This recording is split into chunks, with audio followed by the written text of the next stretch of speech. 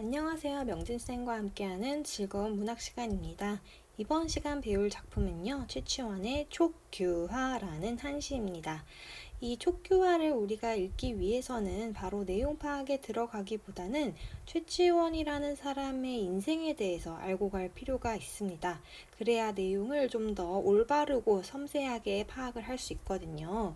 그 중요성을 보여주다시피 이 교과서에는요. 최치원에 대한 설명 이렇게 하단에 그리고 학습활동 2번에도 최치원이 어떤 삶을 살았는지 어떤 일을 행했는지 설명하는 글 덧붙여서 이 시의 작가 최치원이 무엇을 말하고자 하는지 파악을 하라는 문제가 담겨 있습니다.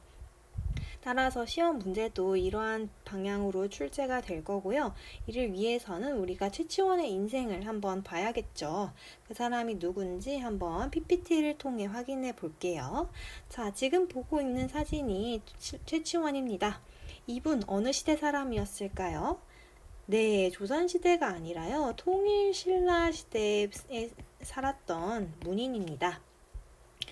통일신라 시대 사람이라는 것은요, 이 통일신라의 사회적인 분위기, 어떤 제도를 알고 가야 할 필요가 있다는 거거든요. 여러분들은 이 최치원이라는 인물이 좀 낯설 수도 있는데 사실은 이렇게 최치원을 주인공으로 한 뮤지컬이 나올 정도로 우리 한국사에서 굉장히 비중이 있는 사람입니다. 자, 소개글을 짧게 훑어보면요. 우리 몇 가지 힌트를 얻을 수 있어요. 첫 번째로는 고독한 천재 시인이었다는 것. 그러면은 왜 천재인데 왜 외로웠을까? 한번 궁금하게 생각할 수 있고요.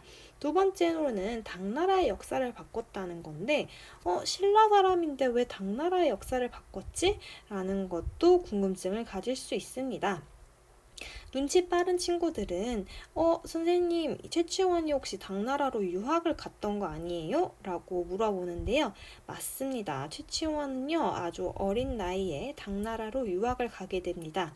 그 이유를요 신라시대 사회적 배경과 연결지어서 설명을 하고자 합니다. 자, 신라시대에는요, 여러분, 신분제가 있었습니다. 이 신분제 이름은 골품제라고 해서 뼈골이요. 그리고 등급. 이른바 뼈에 등급이 정해져 있다는 신분 제도였습니다. 그래서 옆에 있는 피라미드 모형이 그 신분을 구체적으로 나눈 거고요. 최치원의 경우에는 제일 위에서 세 번째인 육두품에 해당했습니다. 참고로 성골, 진골은 왕족과 관련된 계층으로 성골은 어머니, 아버지 모두 왕족, 그리고 진골은 두 분 중에 한 명이 왕족인 조건을 충족해야 합니다. 육두품부터는 왕족과 큰 관련이 없겠죠.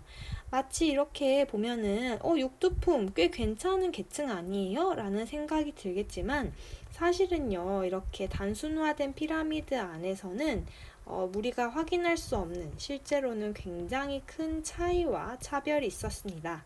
가령 살 수 있는 집의 크기도 다 정해져 있었고요. 탈 수 있는 마차의 크기, 장식도 제한됩니다. 그리고 집에 둘 수 있는 그릇이 금, 은 이런 것들은 성골과 진골만 쓸 수 있었어요. 그래서 육두품이 만약에 금이나 은그릇을 썼다 그러면 처벌을 받게 되는 거죠. 그뿐만 아니라요 최치원을 가장 한스럽게 했던 거는 관직에 있어서 승진할 수 있는 정도가 정해져 있었습니다.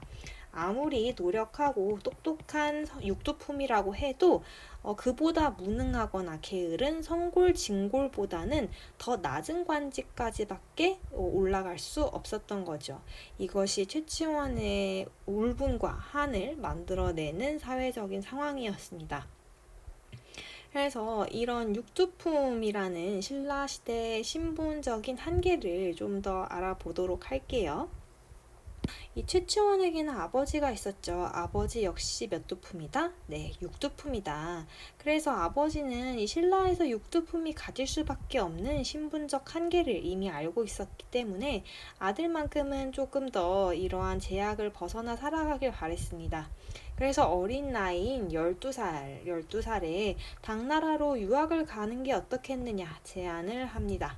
그래서 최치원이요, 그 당시에 우리나라 지금으로는 초등학교 5학년이네요. 5학년 때 당나라로 유학을 가게 됩니다.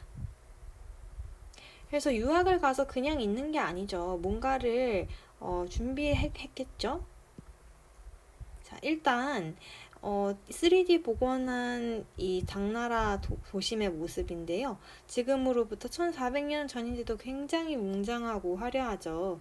이렇게 신라와는 비교할 수 없을 정도의 규모로 번성해 있던 당나라의 모습을 우리가 한번 사진과 그림을 통해서 보고 갈게요. 이 당나라는 중국 역사에서도 손꼽을 정도로 문화가 매우 번성했던 시기였습니다. 이 문화 그리고 어떤 사회제도에 있어서 최치원과 관련된 부분이 있었는데요. 바로 과거 시험입니다. 네, 최치원 유학 가서 공부하고 시험을 준비했겠죠. 이 과거 시험에는 여러 종류가 있었는데 특히 외국인들을 공개적으로 채용하는 빈공과라는 시험이 있었습니다. 지금으로 치면 우리나라 공무원 채용 시험에서 외국인이 지원을 할 수 있고 합격을 해서 실제로 공무원이 되고 또 그 경력에 따라서 승진까지 할 수 있는 겁니다. 어쩌면 뭐 보건복지부의 차관이 중국인 혹은 미국인 이런 상황이 생기는 거죠. 굉장히 파격적이죠? 네, 지금도 이렇게 파격적인데 그 당시에는 얼마나 개방적이고 진보적인 생각이었는지 알 수 있습니다. 그래서 최치원이요, 빈공과 시험을 준비해요. 6년 만에 합격을 해서 18세 때 관직에 오르게 됩니다. 그래서 당시에는 뭐 웹사이트가 없으니까 이렇게 벽보를 커다랗게 붙여서 합격자 이름을 하나하나 읽으며 찾아야 하는 상황이었습니다.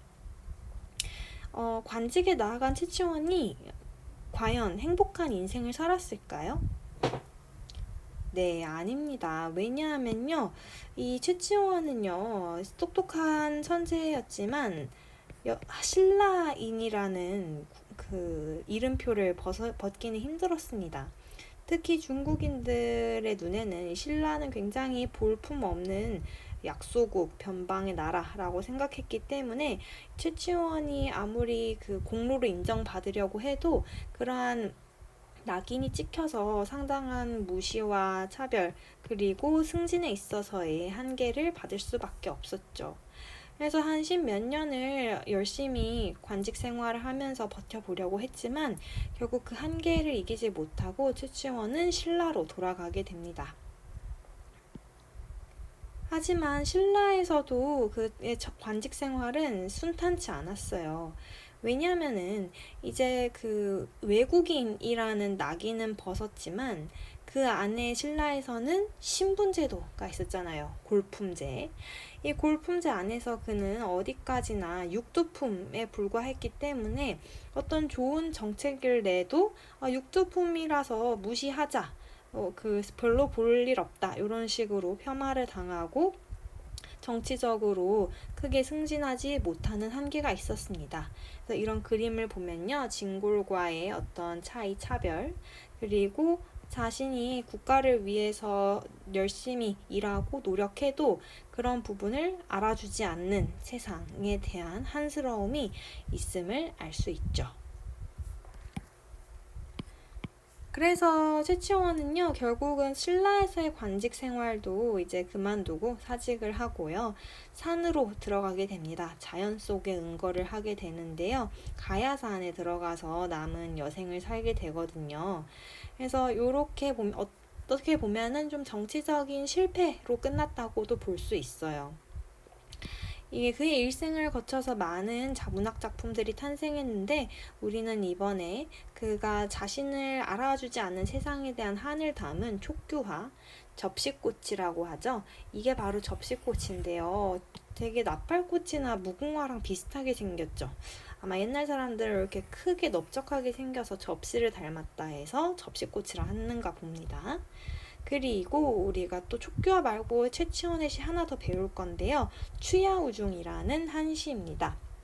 이 시도 우리 수능을 준비하는 친구들이 한 번쯤은 짚고 가면 좋을 것 같아서 선생님이 함께 시험에 내도록 하겠습니다. 전체적으로 촉교와 비슷한 결이고요. 분량 자체도 길지 않으니까 큰 부담을 느끼지 않아도 될 것 같습니다. 네, 이렇게 해서 우리가 지금 최치원의 삶을 간략하게 살펴보았고요. 선생님이 말한 내용은 이 지금 글에 가볍게 담겨 있다고 볼 수 있습니다. 그래서 이 글을 나중에 한번 다시 읽으며 문제를 풀어보도록 할게요. 그러면요, 우리 한번 이제 촉교와의 내용을 살펴보면서 최치원의 인생을 더딥혀 봅시다. 자, 먼저 전체적으로 읽을 필요가 있으니까요. 한번 같이 소리내서 거친 밭 언덕 쓸쓸한 곳에부터 읽읍시다. 시작! 거친 밭 언덕 쓸쓸한 곳에 탐스러운 꽃송이 가지 눌렀네. 배화비 그쳐 향기 날리고 보리바람에 그림자 흔들리네. 술에 탄 사람 누가 보아주리. 벌나비만 부질없이 찾아드네. 천한 땅에 태어난 것 스스로 부끄러워 사람들에게 버림받아도 참고 견디네. 네, 이렇게 읽어보았는데 지금 시의 상황이 어떤 것 같나요? 그쵸. 한번 선생님이 PPT를 켜서 같이 그림을 통해 내용을 정리할게요. 자, 거친 밭 언덕이 있습니다. 거기에 뭐가 피어 있다? 촉규와 접시꽃이 피어 있다. 그런데 이 접시꽃은 이제 비가 그쳐서 향기가 막 날리고 또 바람이 불어서 그림자가 흔들리고 있는 모습이네요. 그런데 그 다음부터 뭔가 좀 심리가 나오기 시작합니다. 술에 탄 사람. 선생님 한번 그림을 그려볼게요. 술에 탄 사람이 자기를 봐주기를 바라고 있지만 실제로 그런 상황인가요? 아닌가요? 술에 탄 사람은 자신을 봐주지 않습니다. 대신 뭐만 찾아들고 있죠? 벌과 나비만 부질없이 찾아들고 있다. 부질없다는 표현을 보니까 자신이 원하는 대상이 아닌 것 같아요. 네, 그래서 사람들에게 버림받았다고 생각을 합니다. 버림받아도 참고 견디네 라는 내용으로 시를 마무리하게 되는데요. 자, 여러분 조금 감이 오나요? 이제 최치원의 상황과 비슷하다는 것. 그러면요, 한번 한 줄 한 줄 읽으면서 섬세하게 분석해 보겠습니다. 거친 밭 언덕 쓸쓸한 곳에 이렇게 밑줄 치고 촉규화가 피어있는 위치입니다. 촉규화가 피어있는 위치. 그러면은요, 2차적으로 좀 더 최치원과 관련된 해석을 덧붙여 볼게요. 이는요, 화자의 신분적 한계, 출신상 한계임을 의미합니다. 우리 최치원 어떤 출신이었죠? 네, 육두품이라는 신분을 가지고 있었습니다. 그래서 밭이 거칠고 자기가 있는 곳이 쓸쓸하다라고 좀 부정적인 표현을 썼네요. 자, 그래서 그곳에 탐스러운 꽃송이 가지 눌렀네. 자, 꽃송이가 굉장히 탐스럽게 피어가지고 그 무게의 가지를 누르고 있나 봅니다. 탐스러운 꽃송이 가지 눌렀네. 탐스러운 꽃송이의 네모. 그 다음에 매화비 그쳐 향기 날리고 보리바람에 그림자 흔들리네. 향기에도 한번 같은 색깔로 네모 치겠습니다. 이 두 가지는요, 그 꽃의 긍정적인 속성입니다. 그래서 지금 화자의 뛰어난 능력을 의미한다는 해석을 덧붙일 수 있어요. 매화비 그쳐 할 때 매화비 한번 다른 색깔로 네모. 다음에 밑에 보리바람도 네모. 자, 이 두 가지 시어를 통해서는요, 우리가 어떤 계절인지 알 수 있습니다. 한번 맞춰볼래요? 네, 초여름의 바람, 초여름의 비를 의미합니다. 그래서 계절적 배경은 언제다? 초여름이라는 걸 알 수 있습니다. 자, 참고로요, 시험에는 구체적으로는 안 나오겠지만, 매화비, 비 이름이 매화비라는 거거든요. 매화는 바로 이 꽃인데요. 굉장히 벚꽃을 닮았죠. 실제로 그 사극이나 옛날 그림들 보면은 이렇게 빨간 꽃 본 적 있나요? 네, 이게 바로 매화입니다. 사군자라고 해서 매난 국죽의 매를 뜻합니다. 그런데 여러분, 꽃이 지면 그 자리에 뭐가 열리죠? 그렇죠. 열매가 열리죠. 과연 매화가 지은 자리에는 어떤 열매가 열릴까요? 바로 매실입니다. 아, 그래서 둘 다 매로 시작하는구나. 여러분, 매실은 한 번쯤 들어보거나 실제로 본 적 있죠? 네, 선생님도 사실 잘 몰랐는데 이번에 자세히 공부하면서 매실이 매화의 열매구나라는 걸 알게 되었어요. 그래서 매실이 익을 무렵에 내리는 비가 바로 매화비다 라는 거죠. 좋습니다. 그래서 우리가 보리바람에 그림자 흔들리네까지 보았고요. 다음으로 내려가겠습니다. 술에 탄 사람 누가 보아주리 벌나비만 부질없이 찾아드네. 자, 술에 탄 사람의 선생님 노란색으로 네모치고요. 벌나비에도 네모치겠습니다. 술에 탄 사람은요, 쉬워요, 여러분. 우리 신분제도가 있잖아요. 신분제도가 있으면 한번 여기 위에 피라미드로 그려볼게요. 수레가 있다고 칩시다.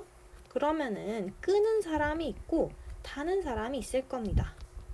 자, 신분이 높은 사람은 수레를 끌까요, 탈까요? 네, 수레를 주로 타죠. 그러면은 수레를 끄는 사람은 신분이 높을까요, 낮을까요? 네, 신분이 낮은 사람이니까 끌겠죠.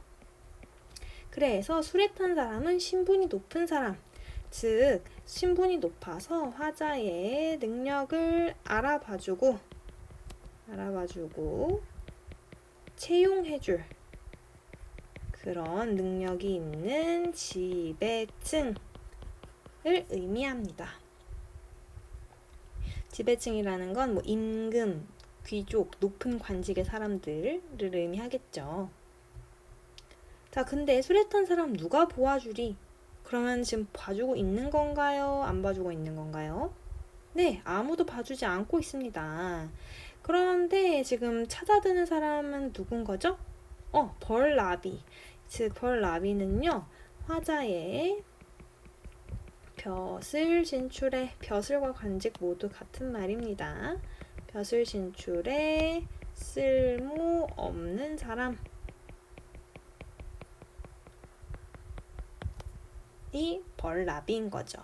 부질없다는 표현에서 화자가 이 벌나비를 원치 않는다는 걸, 쓸모없다고 생각하는 걸 확인할 수 있습니다.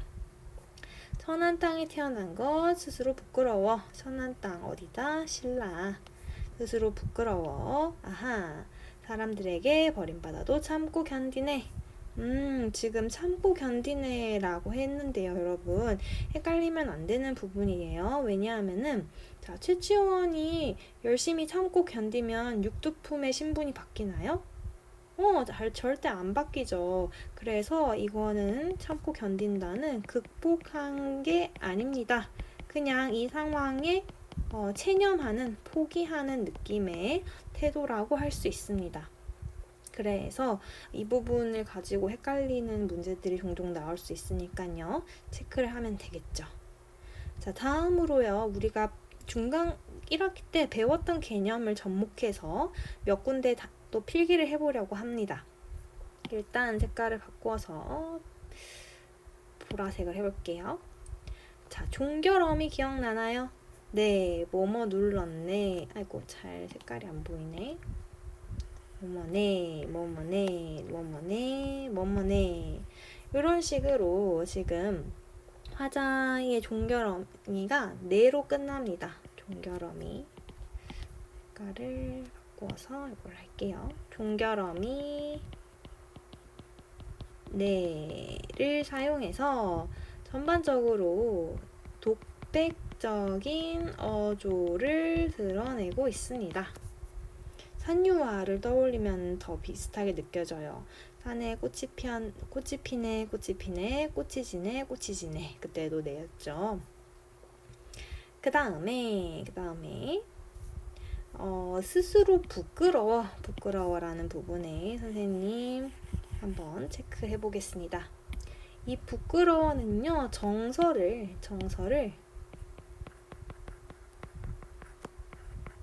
직접적 혹은 직설적으로 표현하고 있는 부분입니다. 즉, 감정을 나타내는 단어를 직접 드러냈기 때문에 이 사람이 지금 부끄럽구나 라는 걸 바로 알 수 있죠.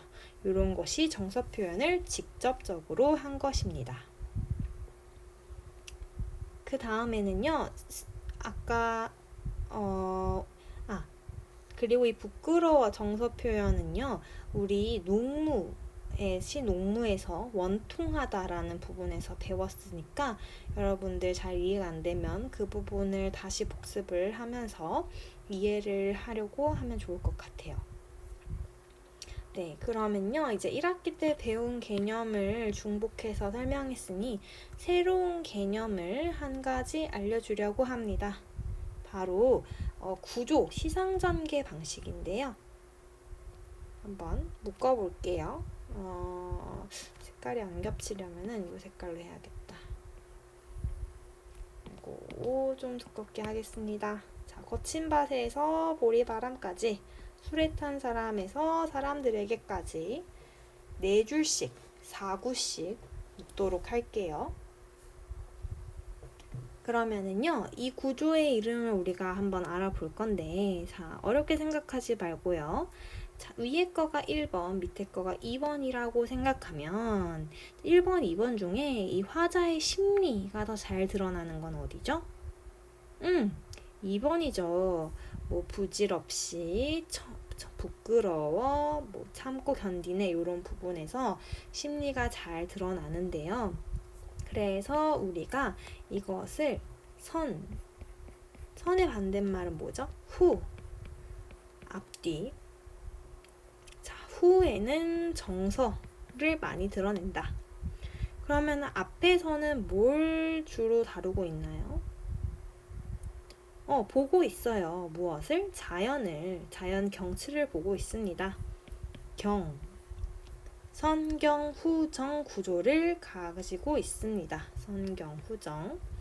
그래서 이 구조가 이번에 새로 배우게 되는 거니까 수미상관과 헷갈리지 말고 여러분들 꼭 기억을 하면 좋겠죠. 그러면 한번 우리가 위에다가 이제 요약을 해서 정리해 보도록 하겠습니다.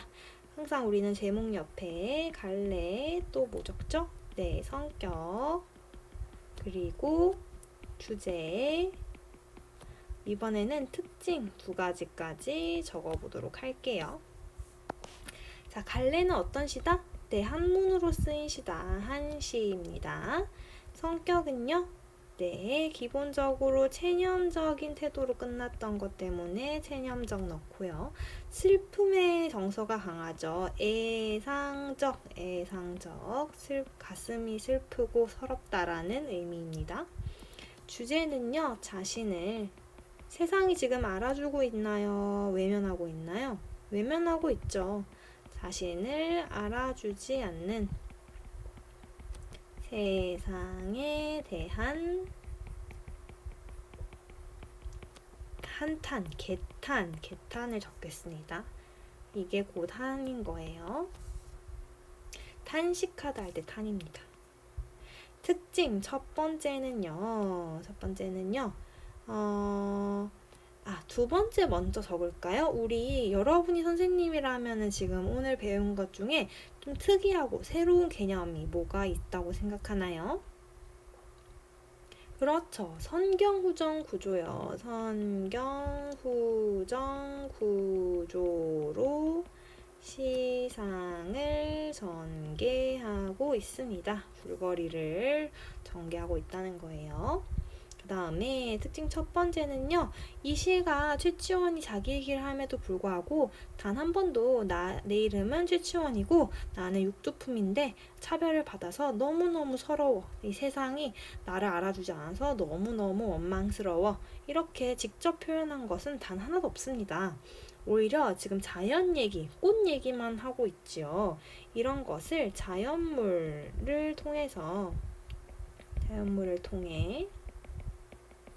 자신의 처지 그리고 심정을 약간 겹칠 것 같아서 위로 올릴게요. 심정을 비유적으로 표현하고 있습니다.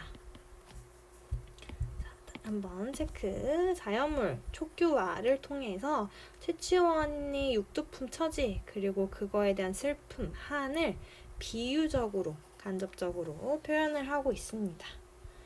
네, 그래서 우리가 촉규화 한번 내용을 정리해봤습니다. 다음으로 추야우중 넘어해볼게요. 추야우중도 완전 다른 내용이 아니라 촉규와 굉장히 흡사합니다. 한번 같이 배운 걸 적용하면서 이해를 해볼게요. 한 줄 봅시다. 가을바람에 괴롭게 읊조릴 뿐. 그럼 지금 계절이 언제죠? 네, 가을입니다. 바로 가을바람에서 계절적 배경을 알 수 있네요. 자, 그러면은 지금 말하는 사람의 감정을 나타내는 단어 있나요? 네, 괴롭게에서 정서 표현을 어떻게 했다? 직접적, 직설적, 읊조릴 뿐. 왜 괴로울까? 다음 문장 읽어볼게요. 온 세상에 지음 없구나. 자, 지음이라는 건요, 자신을 알아주는 친구를 의미하는데요. 즉, 우리 촉규화처럼 자신을 알아주는 사람이 있다, 없다? 없다. 라는 겁니다. 개탄하고 있어요. 창밖에는 삼경에 비가 오는데 이 삼경은요 옛날에 시간 단위인데요. 지금으로 치면은 밤 11시에서 새벽 1시입니다. 삼경에 비가 오는데 자 그러면은 새벽에 비가 오는 상황이네요. 분위기가 좀 외롭고 쓸쓸합니다. 그리고 분위기뿐만 아니라 이 말하는 사람의 정서, 심리도 그래요. 그것을 심화, 더 강하게 해줍니다. 왜 그런지 잘 이해가 안 되면 만약에 추야우중 배경이 지금 점심시간이고 해가 쨍쨍한 상황인 거랑 비교하면 좋을 것 같아요. 자, 점심시간에 해가 쨍쨍하고 맑아요. 이런 분위기랑 새벽에 약간 축축하고 춥고 가을 선선한 비가 오는 상황이랑 어디가 좀 더 외롭고 쓸쓸한지 비교를 하면요. 바로 감이 오죠. 그래서 이런 상황 배경도 생각보다 시 분위기 형성에 중요합니다. 정서도 중요하고요.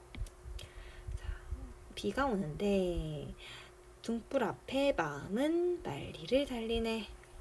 화자가 투둑투둑 비가 오는 밤에 이제 방 안에는 등불을 켜놓고 이렇게 말을 하네요. 마음은 만리를 달리네. 만리가 거리에 다니거든요. 아마 1, 2가 0.4km인가 그랬던 것 같아요. 그러니까 4,000km를 달리고 있다. 아주 멀리 달리고 있다.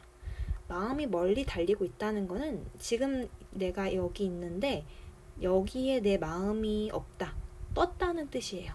마음이 떴다는 건 어떤 거죠? 뭔가 정이 떨어졌다. 마음을 붙일 그게 아니다. 정이 없다는 거죠. 자, 쉽게 생각하면요. 우리가 정 떨어졌다라고 일단은 해석을 해보고 접근을 합시다. 이 추야우중을 당나라 유학할 때 썼냐 혹은 신라에 돌아왔었냐에 따라서 해석이 달라집니다. 당나라에 있을 때 썼다고 하면요. 당나라에 정이 떨어졌다. 왜냐하면 내가 외국인인데 차별을 계속 받으니까. 그러면 어디로 돌아가고 싶을까요, 최치원이? 네, 신라로 돌아가고 싶겠죠. 신라가 그리워집니다. 그렇게 그리워한 신라에 가서 쓴 시라면 신라의 정이 떨어졌어? 왜냐하면 육두품이라서 한계를 마주치니까 신라의 정이 떨어지면 이제 어디로 그리워하거나 가고 싶을까요? 조금 어렵죠?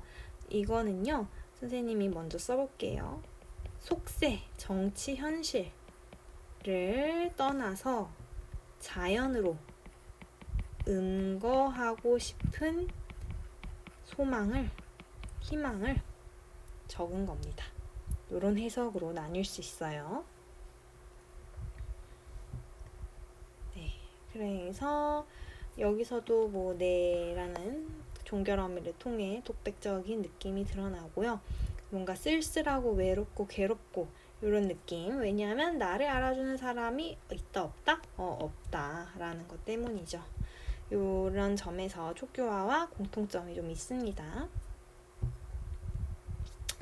그러면 이제 학습 활동을 해볼 건데요. 많이는 안 하고 2번을 할게요. 2번에 1번만 하도록 하겠습니다.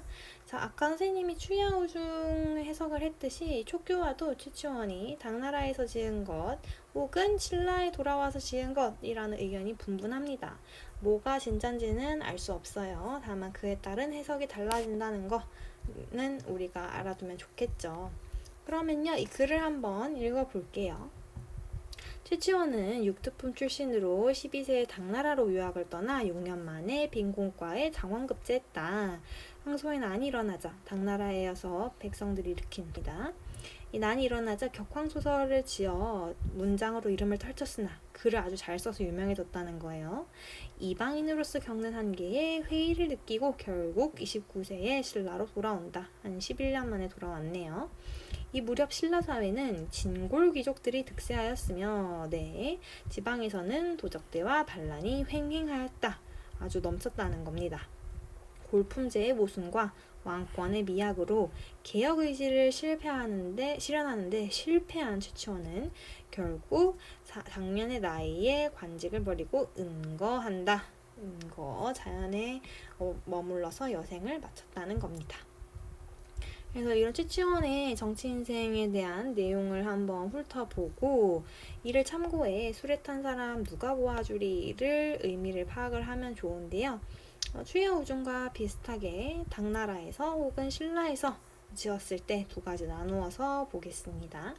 당나라에서 지었다고 할 때는요, 술에 탄 사람은 아마도 당나라의 지배층일 거고요. 그럼 당나라 지배층이 자신을 봐주지 않는 거죠. 왜일까요? 네, 외국인이라서요. 이방인의 한계로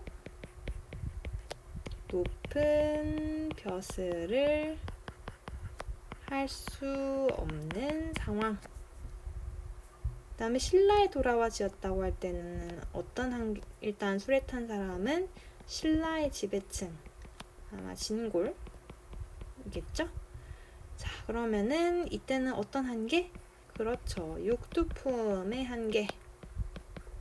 한계로 마찬가지로 신라에서도 높은 관직을 할 수 없다는 것을 의미합니다. 그래서 이렇게 알아두면은 최초교화 역시 입체적으로 해석을 할 수가 있습니다.